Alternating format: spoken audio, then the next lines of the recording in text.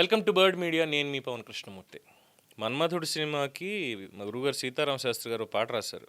వద్దురా సోదరా పెళ్ళంటే నూరేళ్ల మంటరా అని. నిజంగానే ఇప్పుడు అంటే మళ్ళీ క్వైట్ కాంట్రాడిక్టింగ్గా మురారి సినిమాలో కూడా సేమ్ అలాంటిదే పెళ్లి పాట చాలా చక్కగా రాశారు. మళ్ళీ అక్కడేమో పెళ్ళి ఇంత బాగుంటుందా, అందులోనూ కృష్ణవంశీ గారు దుర్మార్గమైనటువంటి దర్శకుడు, మరి అంత గొప్పగా తీస్తాడని అనుకోలేదు కదా. సో ఎందుకు ఈ ఉపోద్ఘాతం చెప్పాల్సి వచ్చింది అంటే, ఒక ఇన్సిడెంట్ ఒకటి కూడా కాదు, దగ్గరగా ఇది గత ఏడాది అంతకుముందు ఈ ట్రెక్కింగ్ అని పిలిచి అక్కడ చంపేసినటువంటి సంఘటన ఒకటి. సేమ్ కైండ్ ఇది కూడా. హనీమూన్కి వెళ్ళారు, లేదంటే ఏదో ట్రిప్కి వెళ్ళారు, సింపుల్గా ఒక తల్లికి కడుపు శోకం, కొడుకుని పోగొట్టుకొని. ఈ కేసు విషయం చూసినప్పుడు అబ్బాయి పేరు కేతన్ అగర్వాల్ అనుకుంటా. ఎస్, కేతన్ అగర్వాల్. సియా గోయల్ అనేటువంటి ఒక అమ్మాయితోటి ఎంగేజ్మెంట్ అయింది. దాదాపుగా ఒక 600 కోట్ల రూపాయల ఎంపైర్కి వారసుడు.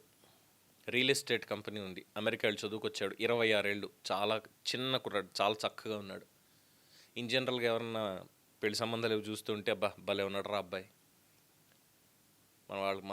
మనకు దొరికితే బాగుండు కదా అనే ఒక ఇది ఉంటుంది. అలాంటిది సరే, ఆ అమ్మాయికి ఇబ్బంది ఉంది, ఇంకొకరిని ప్రేమించింది, ఇంట్లో చెప్పి సావచ్చు కదా. వాళ్ళు ఒప్పుకోరు. మళ్ళీ గొడవలు అవుతాయి. వాళ్ళ బంధువర్గంలో గొడవలు అవ్వకూడదు, ఈ పెళ్ళి ఆగిపోవాలి. అట్లీస్ట్ కనీసం ఒక మాట అన్న చెప్పుంటే వేరే వాళ్ళని చూసుకుని పెళ్లి చేసుకునేవాడు. దాదాపు ఏడాది క్రితం పెళ్లి కుదిరింది. ఏడాది నుంచి ఇది రెండోసారి ట్రై చేసి సక్సెస్ అయింది. పాపం తీసుకెళ్ళి 400 అడుగుల లోయలోకి తోసేసి. క్రైమ్ ఎంత దరిద్రంగా ఉంది అంటే, అందుకే టైటిల్ అలా పెట్టింది, పెళ్ళి చేసుకోకండి ప్రాణాలు తీయకండి అని చెప్పని. వైస్ వర్సా, అటు అమ్మాయిలకి అబ్బాయిలకి సంబంధించి కూడా చూసుకున్నప్పుడు ఏంటంటే, గతంలో వరకట్న సమస్యలు అనేది ఉండేది. ఆ వరకట్న సమస్యలతోటి ఇంట్లో అత్తగారు ఆడపడుచు వేధిస్తూ కిరసనాలు పోసి తగలబెట్టేసేవాళ్ళు. మీ మగవధవాళ్ళకి, మీ మగజాతికి ఇలా జరిగి తీరాల్సిందే అంటూ మొన్నటి వరకు కూడా చాలామంది మాట్లాడారు. కుక్కర్లో పెట్టి చేయడం ఇలాంటివన్నీ చాలా ఉన్నాయి కదా, వరుసగా జరుగుతూ ఉంటాయి. ఇప్పుడు ఎలా అయిపోయిందంటే పరిస్థితి, ఏడాది క్రితం ఎంగేజ్మెంట్ అయ్యి చాలా చక్కగా రెండు కుటుంబాల వాళ్ళు కూడా, ముఖ్యంగా అతని తండ్రి ఈ విశాల్ అగర్వాల్ పూణే రియల్ ఎస్టేట్లో చాలా ప్రముఖుడు. దాదాపు కొన్ని వేల కోట్ల రూపాయల వ్యాపార సామ్రాజ్యానికి అధినేత. ఆయనకి వారసుడు. అమెరికాలో చదువుకుని వచ్చి ఇక్కడ వ్యాపారంలో తండ్రికి చేదోడు బాదోడుగా ఉంటున్నాడు. అలాగే వేరే స్టార్టప్స్ కూడా చేసుకొని ఉన్నాడు. రెండోది ఏంటంటే, హీఈస్ అ ప్రొఫెషనల్ ట్రెక్కర్. యూఎస్లో కూడా అనేక ట్రెక్కింగ్ ఈవెంట్స్లో పాల్గొన్నాడు అనేటువంటి సమాచారం కూడా ఉంది. మొత్తానికి సరే, అమ్మాయిని చూశారు, బాగుంది, ఇరు కుటుంబాలకి కూడా సెట్ అయింది. ఒక మంచి పెద్ద రాయల్ వెడ్డింగ్ని ప్లాన్ చేశారు. దానికోసం ఏకంగా 17 కోట్ల రూపాయలు ఖర్చు పెట్టారు. 17 కోట్లు. 2 ప్రైవేట్ జెట్ విమానాలు రెడీగా ఉంచారు విఐపీల కోసం, వాళ్ళందరికీ ఉండడం కోసం అని చెప్పి. స్టార్ హోటల్స్ బుక్ అయ్యాయి, అకామిడేషన్స్, డెస్టినేషన్ వెడ్డింగ్ చేసుకోవాలని చెప్పి మొత్తం అంతా కూడా చేశారు. సో అంతా అయ్యింది. సో ఈ అమ్మాయికి పెళ్ళి ఇష్టం లేదంటే ముందే చెప్తే అయిపోయేది కదా, వేరే వాళ్ళని చూసుకునేవాడు. ఎవరు వదులుకుంటారు? బిజినెస్ సర్కిల్స్లో అంత మంచి అబ్బాయిని ఎవరు వదులుకుంటారు? వీళ్ళు కాకపోతే ఇంకొకళ్ళు అనుకుంటారు. సో ఆ విధంగానే జరిగితే బాగానే ఉండేది. లేదు, ఎలాగైనా ఇది మొత్తం అంతా క్లియర్ చేయాలని చెప్పి జూన్ 14న ఫస్ట్ టైం తీసుకెళ్ళింది ఈ లోహగఢ్ ట్రెక్కింగ్కి. వెళ్ళారు, కార్నర్ నుంచి ముందు తోసేసింది. బై లక్ మనోడికి అక్కడ ఉంది. ఫస్ట్ ఒక అవకాశం ఇచ్చాడు దేవుడు అక్కడ, అప్పుడన్నా తెలుసుకుని ఉండాల్సింది.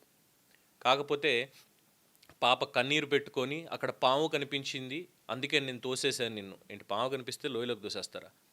మనోడికి చెట్టు కొమ్మ కరెక్ట్గా దొరికింది కాబట్టి బయటకు వచ్చాడు. సరే, బయటకు వచ్చిన తర్వాత కన్నీళ్లతో చెప్పేసరికి ఇంకేముంది, కరిగిపోయాడు మనోడే. లేదు పాపం, పాప బాగా మంచిది, తప్పు చేయదు, చిచి నేను ఎందుకు అలా ఆలోచిస్తాను అనుకున్నాడు. సరే అయ్యింది. మళ్ళీ ఇంకొక ప్లాన్ వేసింది, సరిగ్గా తన పుట్టినరోజు నాడు ప్లాన్ వేసి మరీ తీసుకెళ్ళి ఈసారి తోయించింది. ఇంకా మాట్లాడితే అక్కడ వ్యూ పాయింట్ చాలా బాగుంది, ఆ వ్యూ పాయింట్లో నిలబడి నేను ఫోటో తీస్తాను అని చెప్పి. పక్కనే కొంచెం చీకటిగా ఉండడంతో ఈ చేతన్ చౌదరి అనేటువంటి అమ్మాయి ప్రియుడు వచ్చి అక్కడికి తోసేశాడు. 400 అడుగులు సైలెంట్గా కింద పడిపోయాడు. వెంటనే కిందకి పరిగెత్తుకుంటూ వెళ్ళింది, అక్కడి నుంచి ఫోన్ చేసి ఇలా లోయలో పడిపోయాడు, చనిపోయాడని పోలీసులకు చెప్పింది. పాపం వాళ్ళు కూడా నమ్మేశారు. బట్ సమ్వేర్ ఎక్కడో వాళ్ళకి చిన్న క్లూ దొరికింది. లేదు ఇదేదో తేడాగా ఉంది, ఇది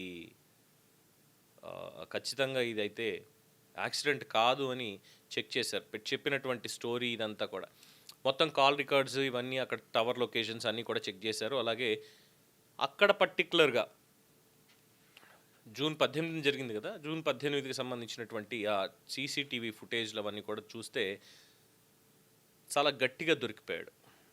ఎవరైతే ఈ చేతన్ చౌదరి అనేటువంటి వ్యక్తి వచ్చాడో అనుమానాస్పదంగా తిరుగుతూ, అంత వేసవిలో హుడీ వేసుకుని తిరుగుతూ చాలా చక్కగా దొరికిపోయి మొత్తం ఇద్దరిని కూర్చోబెట్టి తోలు తీస్తే కాస్త అప్పుడు బయటకు వచ్చింది.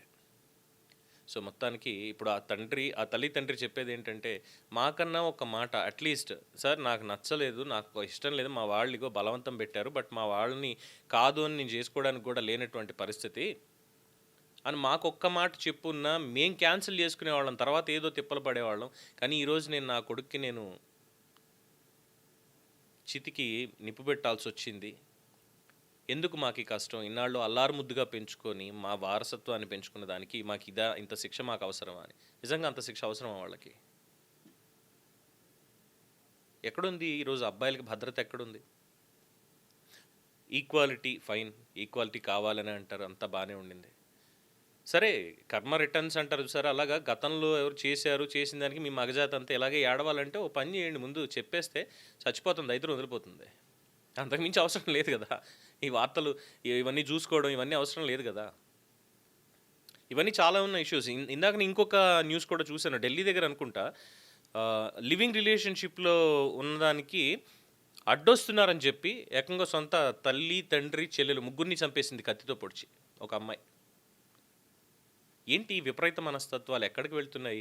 ఇప్పుడు మేధావి వర్గంలో జరుగుతున్నటువంటి చర్చ ఇందాక చెప్తూ ఆగిపోయినటువంటి పాయింట్, ఒక తల్లి అంటున్నటువంటి మాట ముఖ్యంగా,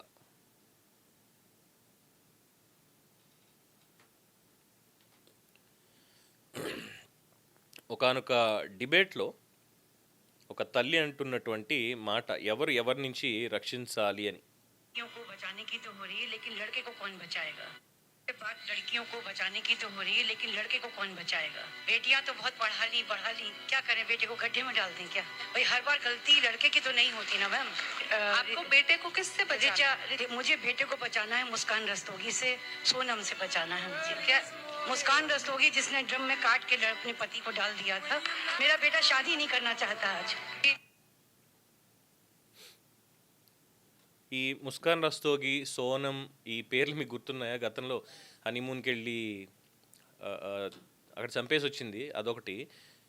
నరికేసి డ్రమ్ములో పెట్టేసింది ఈ ముస్కాన్ రస్తోగి అనేటువంటి మహిళ. మన తెలుగు రాష్ట్రాల్లో కూడా చాలా చూసాం కదా కొన్ని ఇటీవల కాలంలో. చాలా సింపుల్. ఇప్పుడు కొంతమంది ఏంటి, అట్లీస్ట్ ఓకే వీళ్ళకంటే ఎలాంటి వాళ్ళు బెటర్ అంటే, సరే పెళ్లి పీటల దాకా వచ్చింది, పెళ్లి పీటలకు వచ్చిన తర్వాత ఇమ్మీడియట్గా అక్కడికక్కడ ఏడుస్తూ నాకు నచ్చలేదు, నాకు నేను ఇలా ఉన్నాను, మా వాళ్ళు ఒప్పుకోలేదంటూ గొడవ చేసి, ఎంత ఖర్చు అయినా కానీ గొడవ చేసి ఆపేసినటువంటి వాళ్ళు చాలా నయం. ఇంకా మాట్లాడితే పెళ్లి పీటల మించే పోన్లే అబ్బాయి కాసేపు ఏడిస్తే ఏడ్చాడు, పరువు పోతే పోయింది, ఏడిస్తే ఏడ్చాడు, పారిపోదాం అని చెప్పి డబ్బులతోటి ఇంకో దాంతో ఉడాయించేస్తారు చూసారా, వాళ్ళు కూడా ఇంకా నయమే వీళ్లతో పోలిస్తే. అండ్ దట్టు ఇదేమీ అత్యంత సాధారణ మధ్యతరగతి కుటుంబంలో జరిగింది కాదు, కొన్ని వేల కోట్ల అంపైర్లకు వారసులు అక్కడ జరిగినటువంటిదే. చదువుకున్నారు, మరి ఏం చదువుకున్నారు నాకు అర్థం కాదు. ఈ సియా గోయల్ ఏం చదువుకుంది, వాళ్ళ కుటుంబం ఏం పెంచింది అంటే, మరి అంత తెలియకుండా ఉన్నారా, లేదంటే దీని వెనకాల ఇంకా ఏమైనా కుట్ర కూడా ఉందా, ఇలా చేస్తే సరిపోతుంది అనేది ఏమో ఆ రకంగా కూడా ఆలోచించాల్సి వస్తుంది. ఈ మధ్యన కొంతమంది ఆలోచిస్తున్నారు ఏంటంటే, మన రైవల్ని దెబ్బ కొట్టాలి అంటే మనం ఇలాంటి పనులు చెయ్యాలి అనేటువంటి ఒక ఆలోచన. పెళ్లికి దుర్చుకుంది ఇప్పుడు ఆ ఫ్యామిలీని, ఇది అలిగేషన్ కింద అవుతుంది, డెఫినెట్ అలిగేషన్ కాదు, జస్ట్ ఒక అజంప్షన్ మాత్రమే, అలా కూడా జరుగుండొచ్చేమో అని.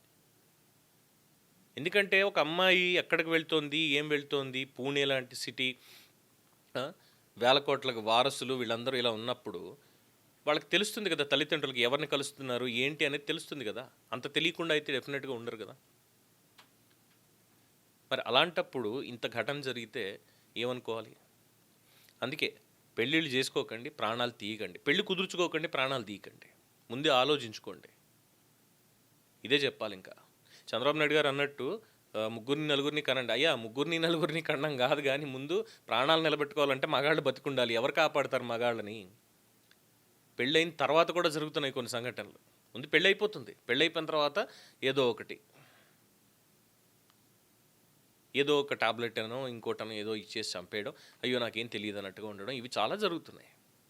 సమాజం అంతా కూడా డిఫరెంట్ యాంగిల్లోకి వెళ్ళిపోతుంది. మరి ఈ మార్పుని ఏ విధంగా చూడాలి?